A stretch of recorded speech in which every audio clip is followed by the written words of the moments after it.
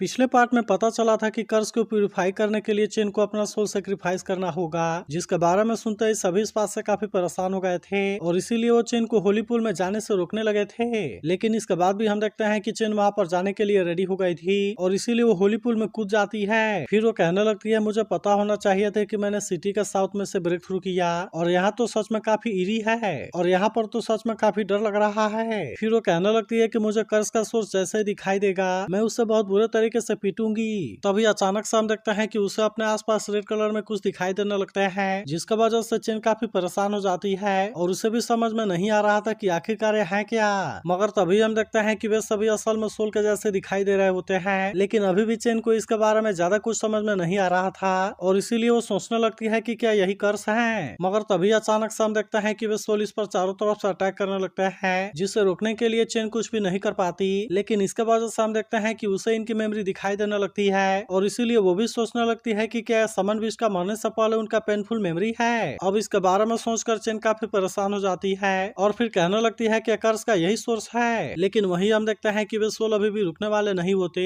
और वे अभी भी इसके बॉडी से आर पार हो रहे थे, जिसके वजह से हम देखते हैं कि चेन को इनकी मेमोरी दिखाई देने लगती है, जिसमें वे सभी कह रहे होते हैं कि हमें काफी दर्द हो रहा। इसके बाद हम देखते हैं कि वे सोल फिर से इसके ऊपर अटैक करना शुरू कर देते हैं, जिसके वजह से चेन को इनके मरने से पहले की मेमोरी दिखाई देने लगती है। लेकिन अभी भी हम देखते हैं कि उसे इसके बारे में ज्यादा कुछ समझ में नहीं आ रहा था और फिर वो भी कहने लगती है कि मुझे इसके वजह से काफी दर्द हो रहा और इसीलिए मैं इसे ज्यादा टाइम के लिए नहीं सह पाऊंगी। मगर इसके बाद भी हम देखते हैं कि वे सोल रुकने वाले नहीं होते और वे अभी भी इसके ऊपर लगातार अटैक कर रहे थे, जिसके वजह से चेन अब वहीं पर बेहोश हो जाती है। वहीं दूसरी तरफ हम देखते हैं कि चेन को अंदर गए हुए काफी टाइम हो गया था, इसीलिए वे युआन इसके बारे में सोचकर परेशान होने लगती है और फिर वो हाओ चेन से कहती है कि उसे तो अब तक बाहर आ जाना चाहिए था। तभी अचानक से हम देखते हैं कि सभी सोल एक साथ में कंबाइन होने लगते हैं और इनसे बनने वाला क्रिएचर कहने लगता है कि मैं तुम्हें नहीं छोड़ूंगा और मैं तुम्हारे सारे सोल को खा जाऊंगा। लेकिन वही हम देखते हैं कि चेन अभी भी इसके बारे में कुछ नहीं बोल रही थी, क्योंकि उसे समझ में नहीं आ रहा था कि आखिरकार यहाँ पर क्या हो रहा। मगर वही हम देखते हैं कि वो क्रिएचर काफी गुस्सा होता है और वो इसके तरफ जाते हुए कहता है कि मैं तुम्हें इतना आसानी से नहीं छोड़ने वाला और मैं तुम्हें भी अपने पेन को फील कराऊंगा।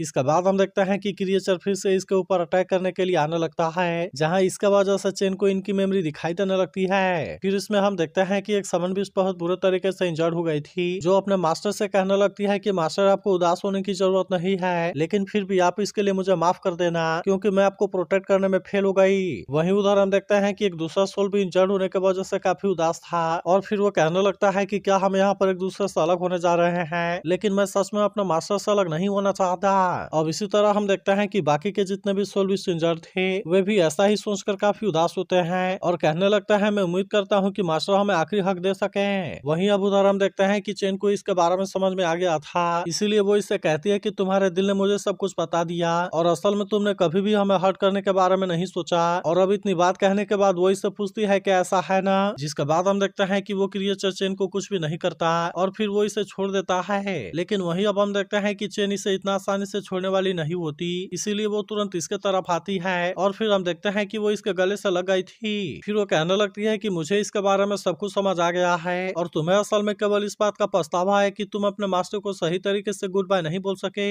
इसके बाद वो इनसे कहने लगती है कि हमारे लिए फाइट करने के लिए थैंक यू, हमें इतना अच्छा प्रोटेक्शन देने के लिए थैंक यू, हमारे लिए इतना हार्डवर्क करने के लिए भी थैंक यू। जिसके बाद हम देखते हैं कि अचानक से उस क्रिएचर में कुछ होने लगता है और अब वो तुरंत इसके सामने से गायब हो गया था। लेकिन फिर हम देखते हैं कि वो किसी प्यारे से बीच में बदल गया था और फिर वो चेन के तरफ आने लगता है। जिसके बाद हम देखते हैं कि चेन भी इससे देख काफी खुश हो गई थी और कहती है कि कर्ज के सोर्स ने तो अपने बॉडी को मॉडिफाई कर लिया और इसीलिए ये तो सच में काफी अमेजिंग है। लेकिन तभी अचानक से यहाँ पर कोई फेरी भी आ जाती है, जो चेन से कहने लगती है कि गॉड की फेवर पर्सन, तुमने सच में बहुत ही अच्छा काम किया। और फिर हम देखते हैं कि वो इसके सामने भी आ जाती है। तब इसे देखते ही चेन उससे पूछती है कि क्या बिस्ट गॉड हो, लेकिन हम देखते हैं कि वो फिर इसके बारे में कुछ भी नहीं बोलती और फिर कहने लगती है कि तुमने भी इसे फील कर लिया होगा, क्योंकि वे असल में कोई कर्ज नहीं है, बल्कि ये तो इंसानों और समन बीच के बीच का प्यार है जो कि इन दोनों को जकड़े हुआ है। जिसके बाद हम देखते हैं कि चेन भी ऐसा नजारे से काफी हैरान होती है और वो इसके बारे में कुछ भी नहीं बोल पा रही थी। तभी फेरी कहने लगती है लेकिन लोगों ने अपने सोल का यूज करके सोल बीच के साथ में कम्युनिकेट करने के लिए यूज किया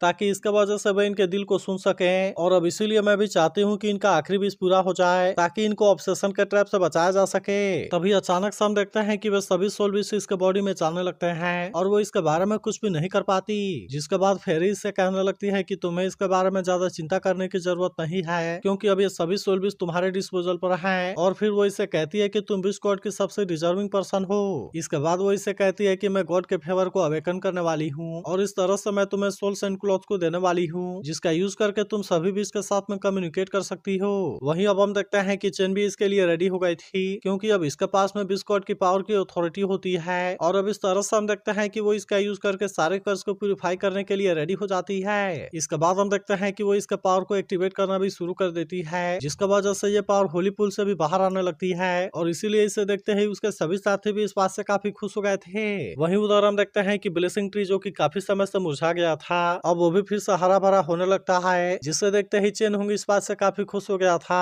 और फिर कहने लगता है कि ब्लेसिंग ट्री तो फिर से ग्रो होने लगा और इसीलिए ऐसा लगता है कि चेन इसमें कामयाब हो गई। लेकिन वहीं उधर हम देखते हैं कि सेंसुई को सबसे ज्यादा चेन के बारे में चिंता होती है, इसीलिए वो कहने लगती है कि चेन और उसके साथी तो यहाँ पर नहीं आए और आखिरकार वे कहाँ हैं। लेकिन तभी इसी वक्त हम देखते हैं कि इनके सामने चेन की इमेज दिखाई देती है, जिसे देखते ही चेन होंगी इस बात से काफी खुश हो गया था और फिर कहता है कि चेन तो अपने स्लीपीनेस से जाग गई। मगर वहीं हम देखते हैं कि चेन अब इसके बारे में कोई ज्यादा देरी नहीं करना चाहती थी, इसीलिए वो सभी सोल बीज के सोल से कहती है कि तुम तुरंत यहाँ से जाओ और अपने फाइनल फेयरवेल को कंप्लीट कर लो। जिसके बाद हम देखते हैं कि वे सभी सोल बीज भी इसके लिए रेडी हो गए थे और वे अपने अपने मास्टर के पास में जाने लगते हैं। जिसके बाद हम देखते हैं कि बाकी सभी लोग भी इस बात से काफी हैरान होते हैं, क्योंकि वे भी अपने अपने समर बीज के सोल को फील कर रहे थे। लेकिन वहीं हम देखते हैं कि वे सोल बीज इनको यहाँ पर केवल फेयरवेल बोलने के लिए आए होते हैं, इसीलिए वे अपने अपने तरीके से अपने मास्टर को फेयरवेल बोल रहे थे। लेकिन अब इसके वजह से हम देखते हैं कि वे सभी भी इस बात से काफी उदास हो गए थे, क्योंकि उनको भी फील हो गया था कि उनका समन बीज यहाँ पर आए हैं। और फिर हम देखते हैं कि वे सभी फेयरवेल बोलकर यहाँ से गायब हो रहे थे। तभी उधर हम देखते हैं कि सेंसुई भी रिकवर होने लगती है, जिसे देखते ही चेन होंगी इस बात से काफी खुश हो गया था